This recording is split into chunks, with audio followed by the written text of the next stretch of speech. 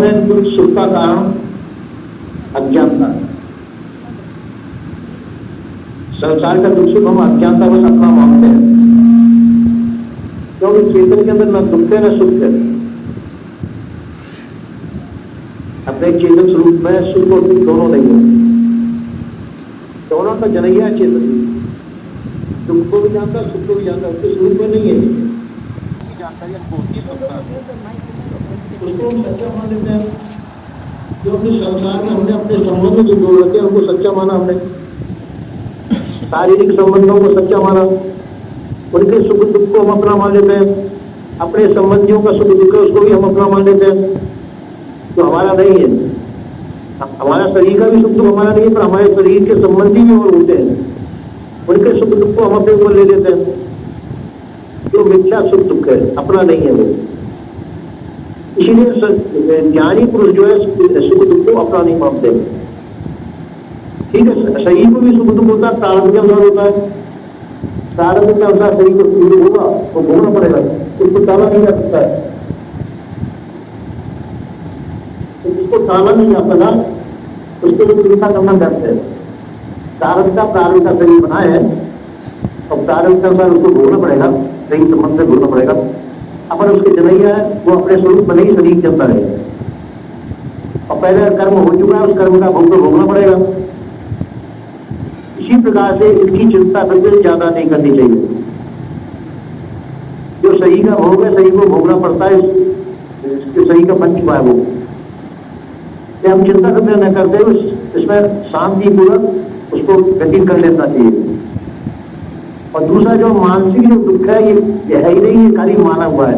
शरीर का सुख दुख तो मालूम पड़ता है, जैसे हाथ जल गया, जल की पीड़ा होगी, जलने की पीड़ा होगी, वो तो महसूस हुआ।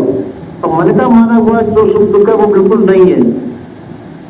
जैसे थोड़ी देर के लिए किसी व्यक्ति ने कोई हानि कर दी, हानि का तो प्रभाव तुम्हारे शरीर में नहीं गिरेगा, तो वस्तु की हानि हुई है। या किसी ने आकर किसी ने कुछ कह दिया उल्टा सीधा, उसका भी प्रभाव कुछ नहीं है उस शरीर में, नहीं तो खाली मन के ऊपर प्रभाव पड़ेगा। तो मन का माना हुआ दुख खाली माना हुआ मानव की बात है। विचारवान पुरुष उसको भी कोई सुख दुख नहीं मानते। शरीर का सुख दुख तो महसूस होता है, इसलिए ये हमको दुख सुख देता ही है, पर वाजे भी शरीर तक ही सीमित है। और मन का जो सुख दुख है मन तक ही सीमित है, खाली उसका मन चिंतन होता है, उसने मेरे से ऐसा कह दिया, उसने मेरे से ऐसा कह दिया, ऐसा नहीं होना चाहिए, ऐसा नहीं होना चाहिए। वचन का भी सुख दुख होता है, किसी ने हमने कुछ कह दिया या किसी ने और ने हमारे से कुछ कह दिया, तो ये केवल सुख दुख माने हुए सुख है। यदि हम इन्हें मानेंगे तो हम हमारे ऊपर प्रहार होता है इसका। यदि हम इसे न माने, शांति रखें, तो इसका कोई प्रभाव नहीं है। हमको चाहिए संसार के सुख दुखों का ज्यादा महत्व नहीं देना चाहिए। तो संसार के सुख दुखों को महत्व देंगे तो अपन भजन नहीं कर पाएंगे। भजन करने के लिए जरूरी है कि संसार के सुख दुखों से ऊपर उठ जाए, सत्वगुण रजगुण तमोगुण तीनों गुणों से ऊपर उठ जाए और शांत चित्त रखें। संसार में दुख हो चाहे सुख हो, हानि हो या लाभ हो, ये सब होते रहेंगे, तो इनकी कोई चिंता नहीं करनी चाहिए। इस प्रकार से संसार में रहते हुए अब आगे के कल्याण का कल्याण क्या है कि संसार से उपराम होना। संसार मैं नहीं हूँ, संसार मेरा नहीं है, मैं चेतन हूँ, ज्ञान स्वरूप हूँ, अविनाशी हूँ। संसार नाशवान है, शरीर मेरा नाशवान है, शरीर के संबंधी भी सब नाशवान है, तो जो नाशवान वस्तु उसकी मैं चिंता क्यों करूँ? ऐसा विचार करते हैं, जो नाशवान वस्तु उसकी मैं चिंता क्यों करूँ? होनहार तो ही सब हुई, ताए माने जो गाय तो होनहार है वो तन का होगा, प्रारूप के अंदर होगा। इसको मान के मैं क्यों रोता हूँ? ऐसा मान के अपने ज्ञान के अंदर दृढ़ रहते हुए और अपने स्वरूप स्थिति रहे और संसार की चिंता न करें। और संसार से संबंध जो जोड़ गए वो मिथ्या ही है। संसार के संबंध मिथ्या होते हैं।